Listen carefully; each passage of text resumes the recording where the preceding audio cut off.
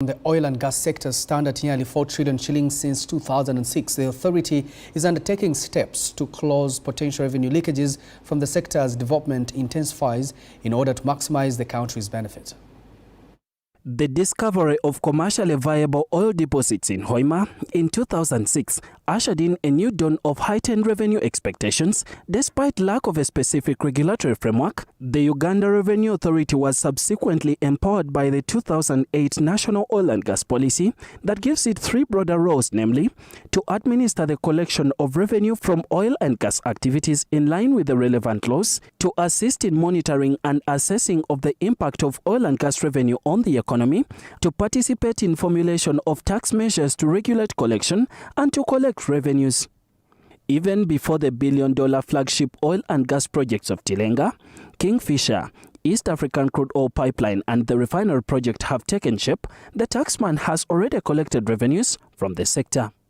Prior to 2006, revenues collected from the sector oscillated between 0.1 billion shillings in 2001 and 0.23 billion shillings in 2005, before peaking at 3.38 billion shillings in 2006 when the oil was finally discovered in the Albertine Graben. These revenues came from companies such as Tullow Oil, among others, that had gone into early exploration. The taxman did not look back. Revenues from the sector continued on an upward trajectory, hitting 87.1 billion shillings in 2010 before reaching a record high of 1.16 trillion shillings in 2011. The 2011 highs were because of the capital gains case that Uganda won in the UK during that year. Godfrey Muchurezi, the manager upstream unit at the Uganda Revenue Authority, shares the trends of the revenues collected from the sector since 2011. 2014, 244, 2015, 136, 2016, exploration activity goes down completely, 448 billion, 2017, there was some money there. We did a lot of audits on these companies that had done the exploration work. We raised a lot of audit assessments there. The income collected went to 173 billion. 2018 it reduces 81 billion. 2019 90 billion. 2020 55 billion. As of 30th July 2022, the Uganda Revenue Authority had collected a total of 34.54 trillion shillings, approximately 4 trillion shillings from the oil and gas sector. In February 2022, the international oil companies and the government of Uganda undertook the final investment decision, which paved way for huge capital inflows into the country. The year before, companies had gotten letters of award to start working. So we see now revenue start to increase.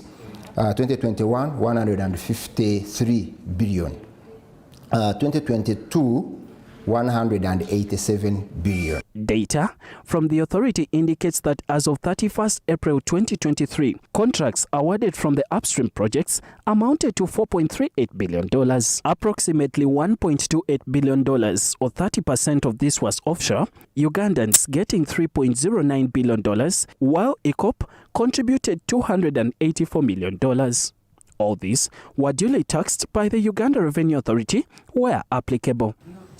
While this is the case, Winnie Ngabire, the executive director at the Global Rights Alert, says that it is one thing to have the laws relating to revenue management and it is another to apply them. But Uganda's problem has never been lack of laws.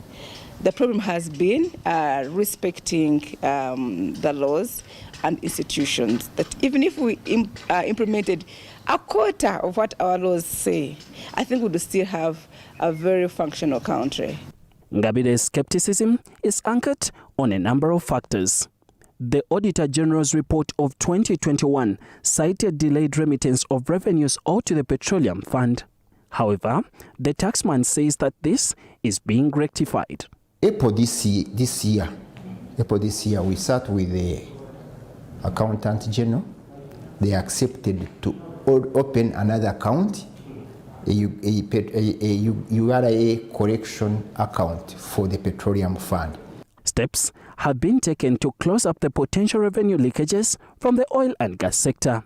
The authority says that it has maintained a close collaboration between it and the regulator, the Petroleum Authority of Uganda, on information sharing. Furthermore, quarterly procurement reports and vendor payment for licenses information is being shared. The PFMA, Public Finance Management Act, has also said money be deposited to the Petroleum Fund. So we know where the money should go, and we know who should collect. We have discussed this one on this. We have the Income Tax Act, which has provided us how the operational mechanism. Much as drilling at the Kingfisher is happening already, the taxman is watching operations closely, with projections set at a 50% growth in revenue from 401 billion shillings in the financial year 2022-2023 to 601 billion shillings in the financial year 2023-2024.